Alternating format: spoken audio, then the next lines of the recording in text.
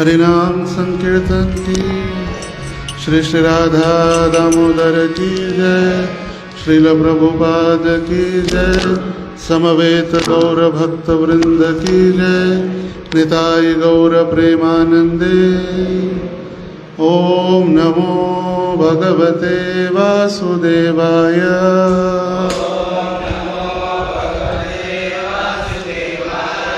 ओम नमो भगवते वासुदेवाय।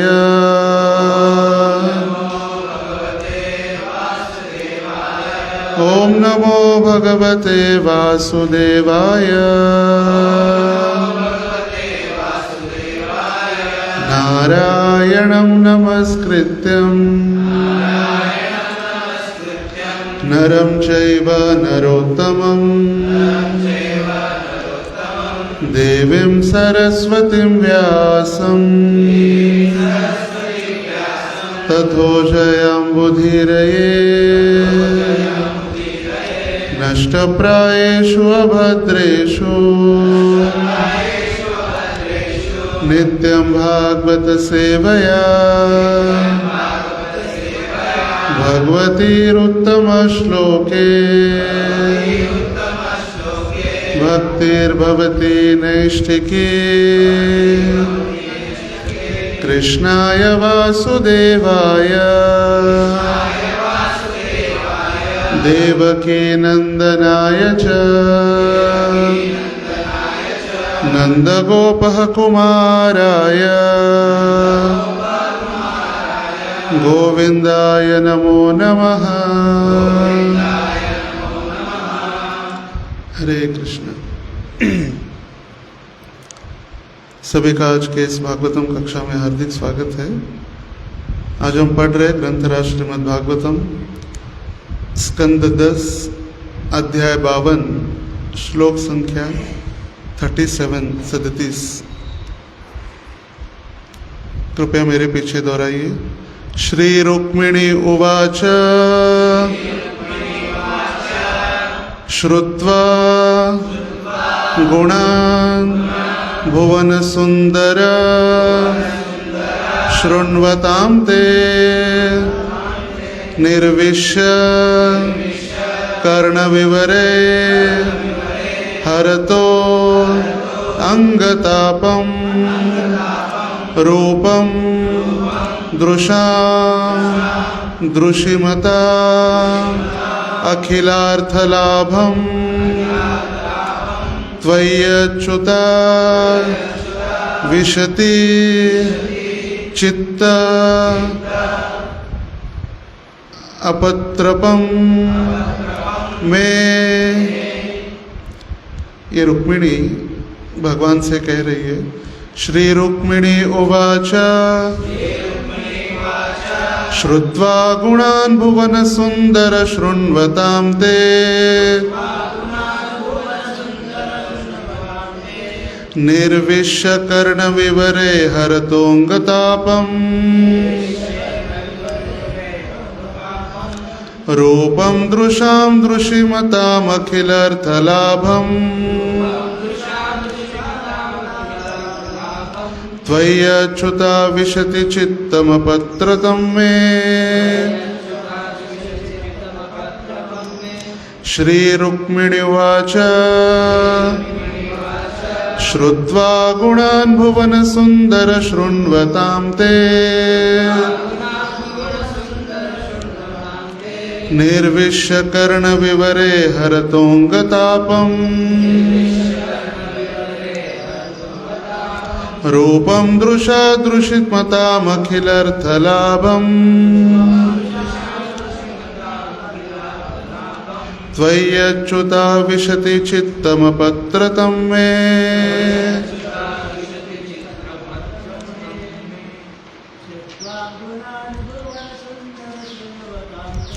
श्रुत्वा गुणान् भुवन सुंदर शृण्वतां ते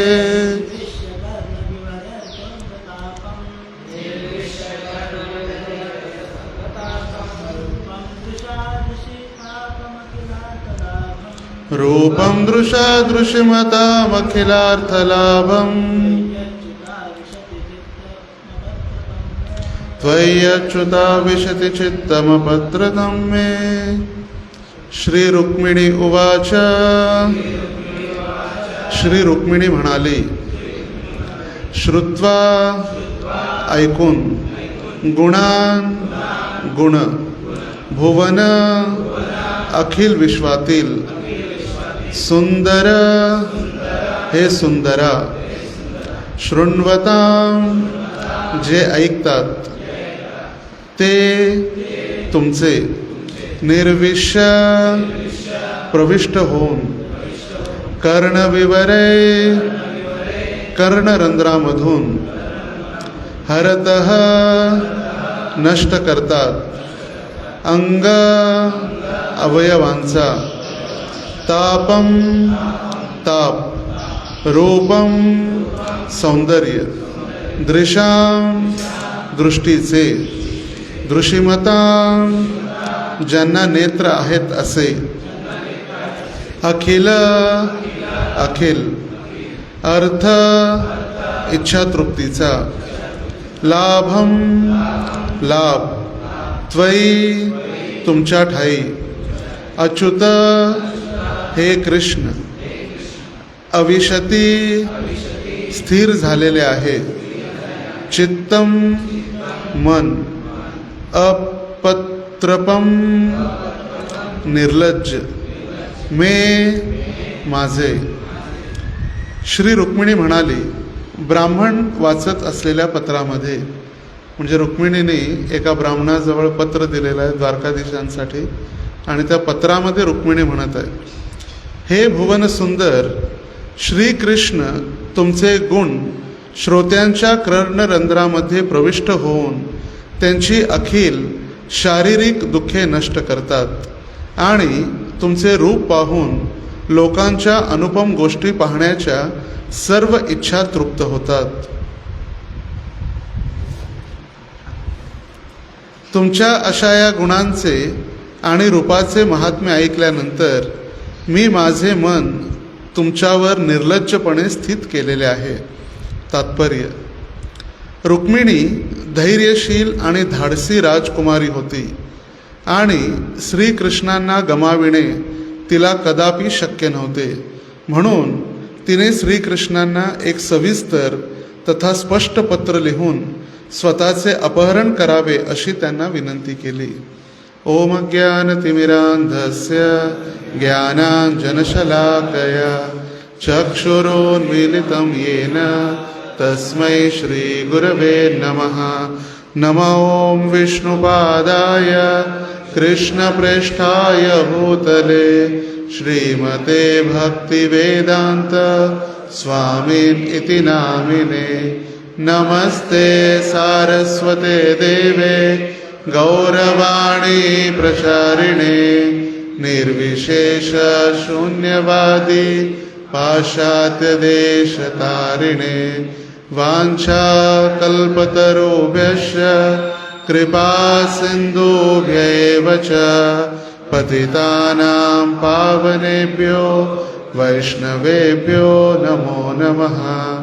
जय श्री कृष्ण चैतन्य प्रभो नित्यानंद श्री अद्वैत गदाधर श्रीवासादि गौर भक्त वृंद।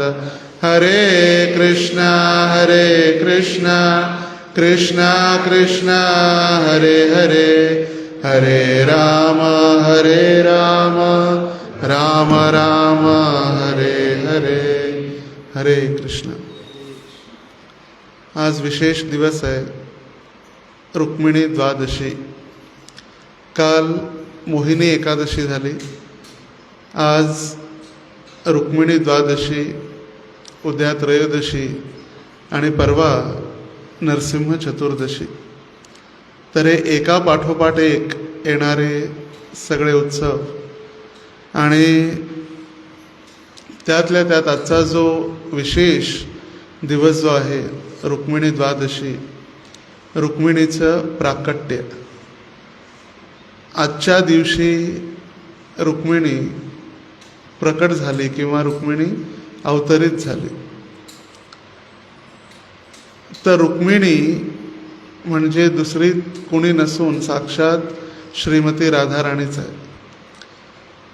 शास्त्रामध्ये असं वर्णन आहे की भगवान श्रीकृष्णांचे जे सुंदर केस आहेत, त्या सुंदर केसामधून भगवंतांचे मित्र ग्वालबाल अवतरित झाले आणि भगवंतांचे पार्षद सगळे.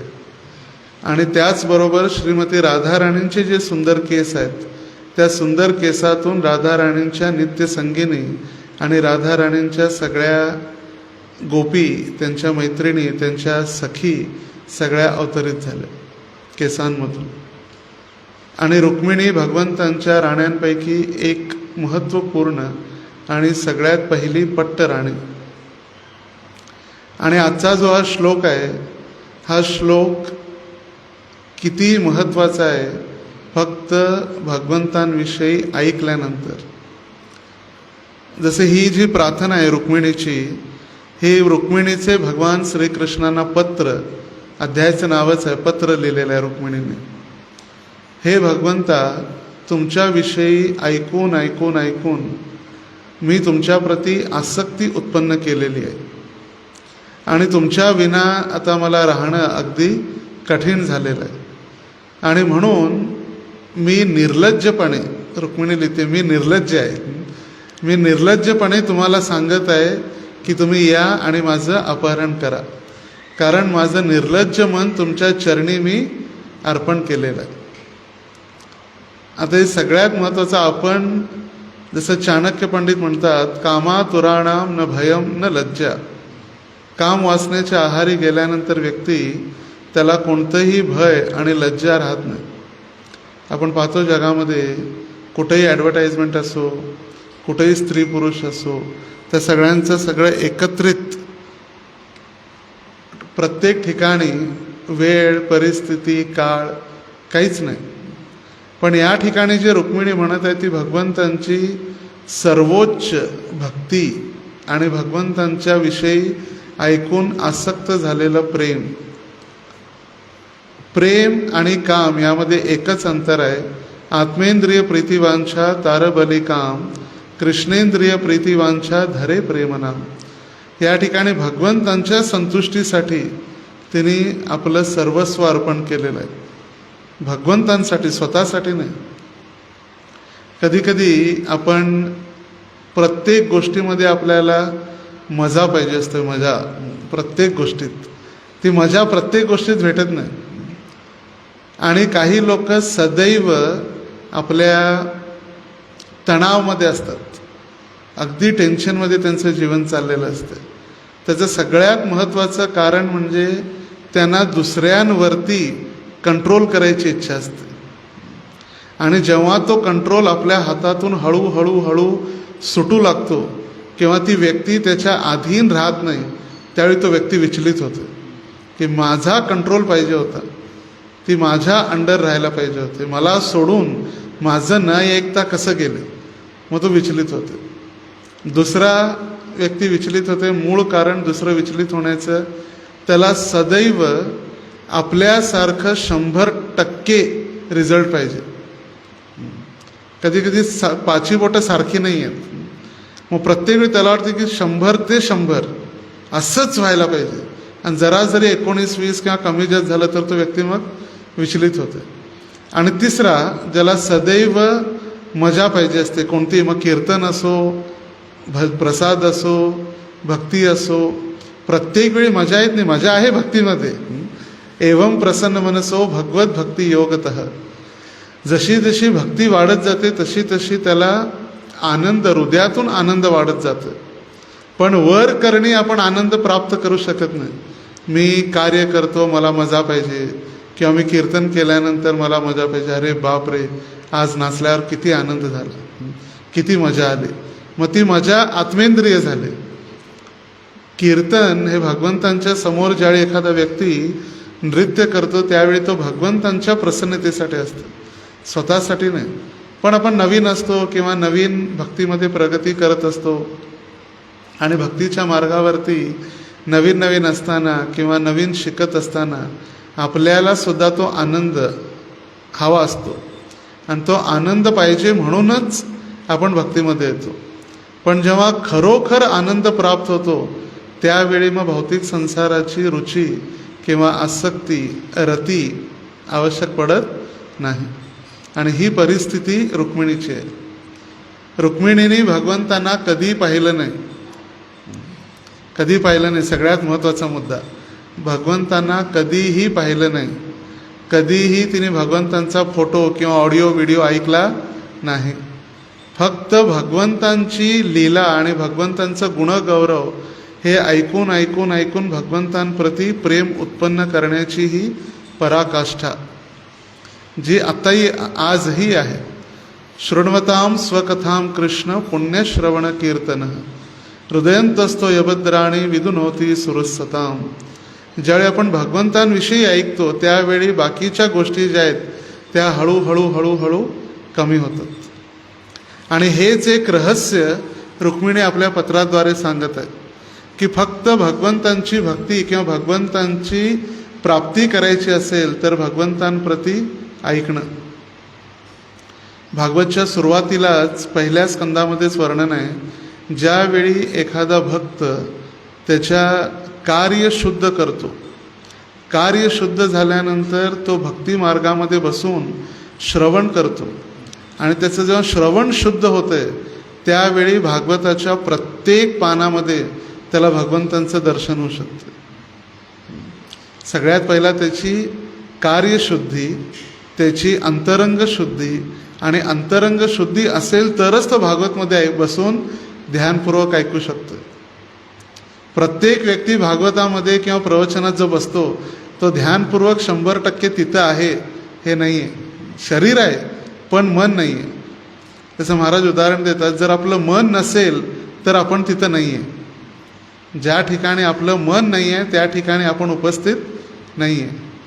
पण भागवताच्या पहिल्या स्कंदाच्या 2ऱ्या अध्यायातच वर्णन केलेलं आहे की जो व्यक्ती आपले कार्य शुद्ध, अंतरंग शुद्धी आणि त्यावेळी एकदा तो बसला आणि ध्यानपूर्वक भागवतम ऐकू लागला, he can see Krishna in single every page.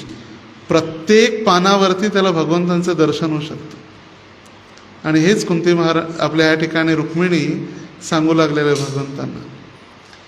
Rukmini Bhishmak राजाची कन्या. अमरावती आणि नागपूरच्या मध्ये जो वर्धा जिल्हा आहे, वर्धा नाव पडण्याचं कारण वरदायिनी नदी. आजही वरदायिनी नदी आहे. वरदा म्हणजे वर देणारी. जसं वरदराज वरदान देण्यामध्ये सर्वश्रेष्ठ, तशी वरदा नदी आहे.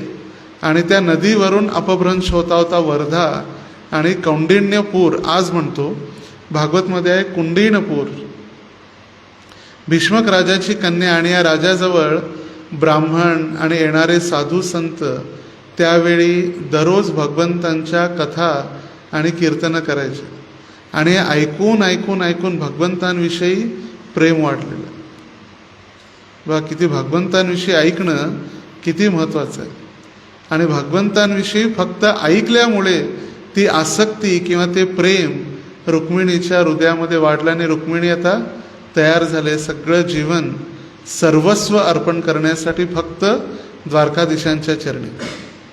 आणि असं नाही की भगवंतांनी तिचं प्लॅनिंग केलेलं होतं, तिला पाहिलेलं होतं, नाही. भगवंतसुद्धा तिच्याविषयी ऐकत होते.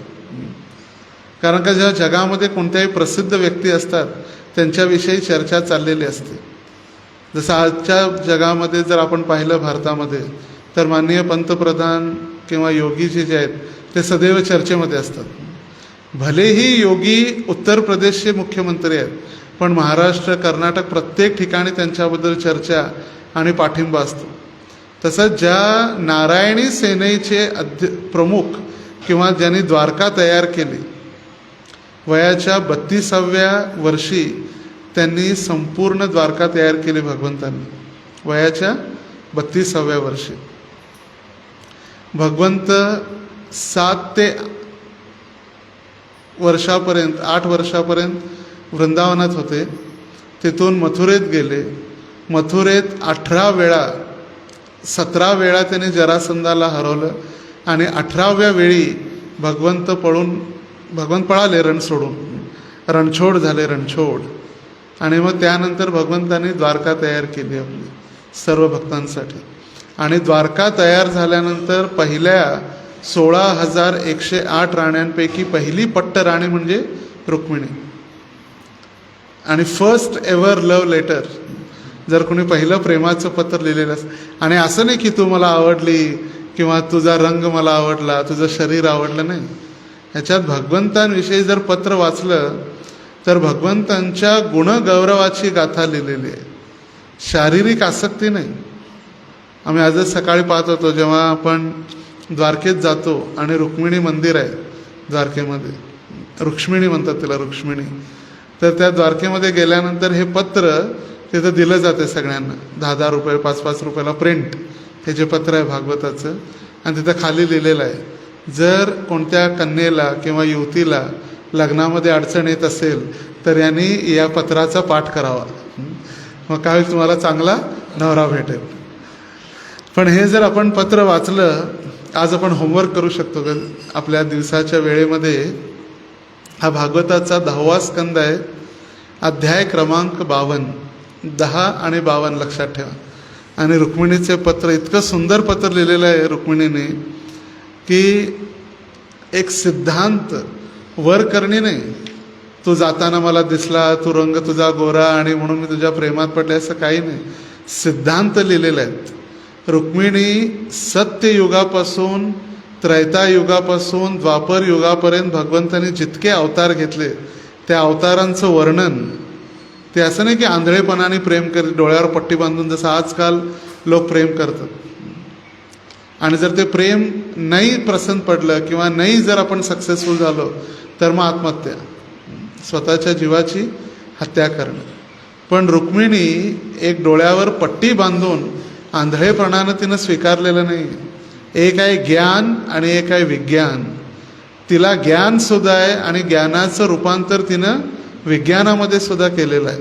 आणि म्हणून त्या पुढच्या श्लोकामध्ये म्हणते, काय म्हणते बघा, हे मुकुंद, कुळ, शील, सौंदर्य, ज्ञान, तारुण्य, ऐश्वर आणि सामर्थ्य या गुणांमध्ये तुमच्या समान असा कोणीच पुरुष या विश्वामध्ये अस्तित्वात नाही. जसं आपण म्हणतो, जे षड ऐश्वर्य आहेत भगवंतांचे, ज्ञान, वैराग्य, भगवंतांची सुंदरता, भगवंतांची शक्ती, श्री राधा दामोदर की जय.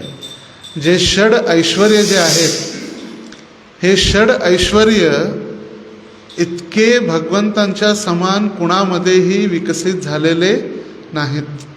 आपल्यामध्ये थोडीफार सुंदरता आहे, थोडीफार बुद्धी आहे, थोडीफार शक्ती आहे, थोडंफार वैराग्य आहे, खरं किती आहे, किंचित, लव मात्र.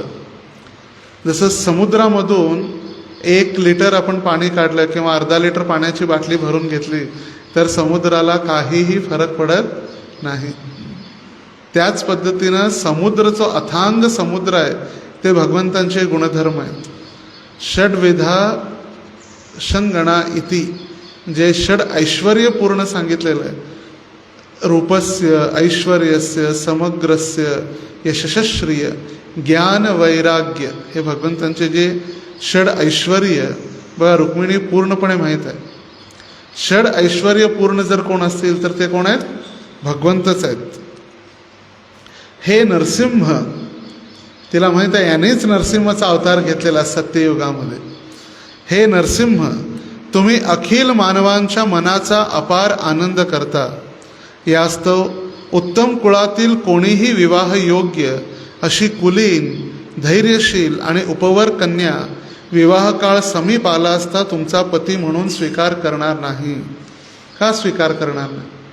आणि भगवंता तुम्ही मला काय करा, आता स्वीकार करा. आणि प्लॅनिंगसुद्धा रुक्मिणीनेच दिलं आहे.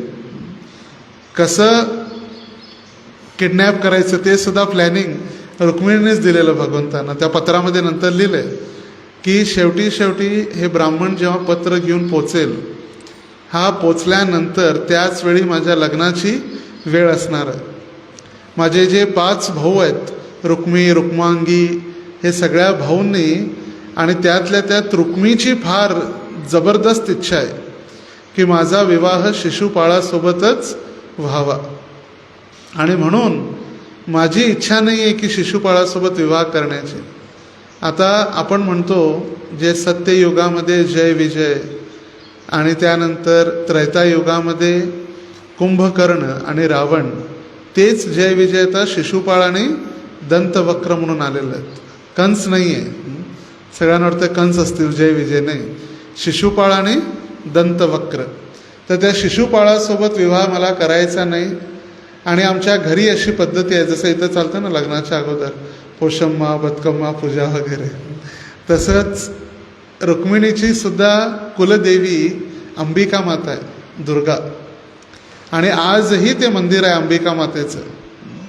आजही वरदायिनी नदी आहे, आजही अंबिका मातेचं मंदिर आहे, आजही भीष्मक राजांची राजधानी असलेलं त्यांचं जे सिंहासन किंवा त्यांचा महल, तिथं विठ्ठल रुक्मिणीचं मंदिर आहे वरदायिनीच्या काठावरती. तर मी लग्नाच्या दिवशी पहाटे किंवा सकाळी अर्ली मॉर्निंग आमच्या घरी अशी पद्धती आहे की दररोज मी त्या दिवशी माझ्या मैत्रिणींसोबत अंबिका मातेच्या दर्शनासाठी जाणार आहे. आणि दर्शन करून येतेवेळी सगळेजण उभारलेले असतील माझं दर्शन घेण्यासाठी किंवा मला पाहण्यासाठी. आणि त्यांची उपमा रुक्मिणी देते कोल्ह्यांसोबत. हे म्हणजे सगळे कोल्हे आहेत, सगळे जे राजे महाराजे आलेले आहेत माझ्या लग्नामध्ये माझा स्वीकार करण्यासाठी, शिशुपाळ किंवा सगळे ते कोल्ह्याप्रमाणे उभारलेले असतील. आणि तुम्ही त्यावेळी तुमचा रथ घेऊन या. दारुक भगवंतांचा सारथी आहे आणि म्हणून भगवंतांचं एक नाव आहे दारुक कृष्ण. जो दारुक भगवंतांचा सारथी आहे त्याचे ते कृष्ण आहेत. जसं पार्थ सारथी, पार्थ कुणाचे सारथी झाले? अर्जुनाचे. तसं दारुक हा भगवंतांचा सारथी आहे, दारुक कृष्ण. तर त्याला घेऊन या. आणि जसं सिंह जे कोल्ह्यांच्या कळपामध्ये येऊन आपली शिकार पकडतो आणि घेऊन जातो हिसकावून, त्यावेळी कोल्हे काहीच करू शकत नाही. सिंह जंगलाचा राजा आल्यानंतर. आणि त्याचप्रमाणे तुम्ही माझं अपहरण करा. तर अंबिका मातेच्या मंदिरात गेल्यानंतर असं समोर पूर्वेच्या ठिकाणी जर मंदिर असेल तर राईट हँड साईडला एक छोटीशी खिडकी आहे. त्या खिडकीतून उडी मारून गेलेली रुक्मिणी. आणि आजही खिडकी आहे. असं म्हणू शकत नाही आपण या सगळ्या दंतकथा आहेत किंवा काल्पनिक आहे किंवा असंच कुणीतरी मनात आलं म्हणून लिहिलं नाही. हा सगळा इतिहास आहे. इतिहास. गाव, सगळ्यात पहिला नाव रुक्मिणी, त्यांच्या आईवडिलांचं नाव, भीष्मक राजाची कन्या. विदर्भामध्ये, विदर्भ जो आहे पट्टा, म्हणून तिचं नाव झालं वैदर्भी. विदर्भाची कन्या वैदर्भी. नंतर तिचं गाव कुठलं? कुंडेनपूर. आपलं जिल्हा अमरावती, राज्य महाराष्ट्र. वरदायिनी नदी, आजही ते घर, ते अंबिकेचं मंदिर, तो जाण्याचा रस्ता, सगळ्या. मग कोण म्हणू शकते की भगवंतांच्या या लीला या काल्पनिक आहेत किंवा दंतकथा आहेत? सगळं समोर आहे आपल्या. ज्यांना आपण कधी बघत नाही, आपल्या आजी आजोबा, त्यांच्यावर विश्वास आहे. त्यांचा फोटो बघून, हा बाबा हे माझी आजी, हे माझे आजोबा, त्यांना आपण कधी बघितलेलं सुद्धा नसतं. आणि या ठिकाणी सगळा दृष्टांत आपल्या डोळ्यासमोर आहे. दृष्टांत म्हणजे दृष्टीचा अंत, दृष्टीसमोर आपण पाहतो तरी आपल्याला विश्वास वाटत नाही. आणि जेव्हा भगवंत आले, तिथले भक्त म्हणतात की महाराज सुद्धा म्हणाले, ज्यावेळी भगवंत आले द्वारकेतून, भगवंतांनी कदंब पुष्पांची माळा घातलेली होती. कदंब आपल्या समोर जे आहेत ना दोन, इकडे एक आणि त्या बाजूला एक. कदंबाचा सीझन चालू झाला. मे जूनमध्ये कदंबाची फुलं येतात मोठी मोठी. आपले छोटे आहेत पण त्याचा अक्षरशः साईज मोठा असतो. तर ते कदंबाची माळ घातलेली होती द्वारकाधीशाने. आणि ज्यावेळी रुक्मिणीला घेऊन जाण्यासाठी भगवंत द्वारकेतून आले आणि रुक्मिणी मंदिरातून येणार होती, त्यावेळी काही क्षण भगवंत थांबलेले रथातून. आणि त्यांच्या हारामधली काही फुलं तिथं पडली आणि तिथं ते झाड तयार झाले. कदंबाचे फुलं पडली, त्या फुलातून बीज रोपण झालं आणि तिथं झाडं तयार झाले. 2-3 झाडं, अशी 5 झाडं आहेत ती मोठी मोठी.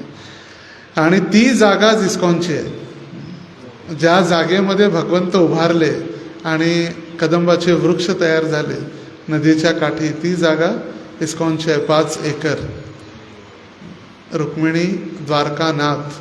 कारण का ऑलरेडी रुक्मिणी द्वारकाधीश अमरावतीमध्ये आहेत आणि म्हणून कौंडिण्यपूरचे जे विग्रह आहेत त्यांचं नाव आहे रुक्मिणी द्वारकानाथ. तर भरपूर दिवसापासून आपली चर्चा चालू आहे सोलापूरची एक यात्रा कौंडिण्यपूर आणि त्या भागात जाण्यासाठी, पण माहीत नाही कधी त्याचा एक योग येणार आहे दक्षिण भारत यात्रेनंतर कधी. तर फार सुंदर असं ठिकाण आहे, गेस्ट हाऊस आहे आणि अगदी छोटं गाव आहे जंगलामध्ये कौंडिण्यपूर. तर या ठिकाणाहून भगवंतांनी प्लॅनिंग जसं सांगितलेलं होतं रुक्मिणीने, बरोबर भगवंत आले आणि रुक्मिणी जेव्हा दर्शन करून बाहेर आली, रुक्मिणी तिचा हात पकडून रथात ओढलं. कारण का सगळेजण तिची सुंदरता पाहून सगळे स्तब्ध झालेले, बेशुद्ध पडत होते सगळे, इतकी सुंदर होती रुक्मिणी. आणि ती रुक्मिणी भगवंतांना म्हणते, भुवन सुंदर, तुम्ही त्रिभुवनामध्ये कोण आहात? सुंदर आहात. आणि तिला पाहता पाहता सगळेजण असे मूर्छित, अशा अवाक म्हणतो ना आपण, स्तब्ध होतो. आणि कधी कधी पाहिल्यानंतर अरे किती सुंदरता आहे, किंवा कधी कधी स्तब्ध म्हणजे अचानक कोणतीही गोष्ट आपल्या कानावर आली, एकदम जवळचं कोणी आपल्या मृत्यू झाला, जेव्हा आपण कसं स्तब्ध होतो त्याला म्हटलेलं आहे. त्याच पद्धतीनं सगळेजण असे आकर्षित झालेले आणि मोहित होते सगळेजण रुक्मिणीवर, रुक्मिणीची सुंदरता पाहून. आणि त्यावेळी एका सिंहाप्रमाणे हरणाचं जसं सिंह हरण करतो तसं या सुंदर अशा हरिणीचं भगवंतांनी अपहरण करून घेऊन गेलं. पहिलं लव्ह लेटर आणि पहिलं किडनॅपसुद्धा भगवंतांनीच केलेलं आहे. असं नाही की भगवंतांनी केलं ना आपण करायचं आहे, आपल्याला हे कधी जमणार नाही. कारण हा राक्षसी विवाह आहे. राक्षसी विवाहाचे प्रकार आहेत. आपण पाहतो एकच लग्न आहे, पण त्यामध्ये सुद्धा लग्नाचे वेगवेगळे प्रकार आहेत. गंधर्व विवाह, यक्ष विवाह आणि हा राक्षस विवाह. राक्षस म्हणजे अपहरण करून केलेला विवाह, राक्षसी पळून घेऊन जाणं, राक्षसी विवाह. गंधर्व विवाह जो आपण अरेंज मॅरेज जो करतो तो गंधर्व विवाह. असे लग्नाचे सुद्धा वेगळे वेगळे प्रकार शास्त्रामध्ये सांगितलेले आहेत. तर आज अशा या रुक्मिणी देवीचा प्राकट्य आहे. तर सर्वांसाठी होमवर्क आहे, काही श्लोक आहे त्या ठिकाणी.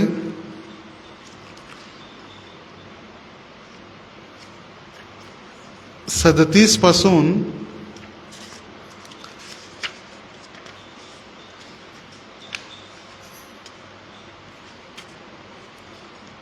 43 पर्यंत. श्लोक संख्या 37 ते 43 यामध्ये रुक्मिणीने आपली मनातील गोष्ट भगवंतांच्या पर्यंत पोचवलेली आहे. आणि 43वा जो श्लोक आहे त्यामध्ये रुक्मिणी म्हणते, हे कमलनयना, शंकरासारखे थोर महात्मे आपले अज्ञान नष्ट करण्याकरिता तुमच्या चरणधुळीमध्ये स्नान करण्यासाठी आतुरलेले असतात. शिवजींसारखे महात्मे, अशा तुम्हा भगवंतांची कृपा जर मला मिळणार नसेल तर खडतर व्रतोपासनाने कृश होऊन मी प्राणांचा त्याग करेन. जर तुम्ही मला भेटले नाही तर मी माझ्या प्राणांचा त्याग. असे करता करता शेकडो जन्मांनी तरी तुमच्या कृपेस मी पात्र होईन. आता नाही तर नाही, काय होईल? शेकडो जन्मानंतर का असे ना, पण मी लग्न करणार तर तुमच्यावरतीच. आणि 44वा जो श्लोक आहे त्यामध्ये ब्राह्मण म्हणत आहे, इत्ते गुह्य संदेशा यदो देव मया वृता विमृश्य कर्तु यच्चात्र क्रियताम तदनंतरम.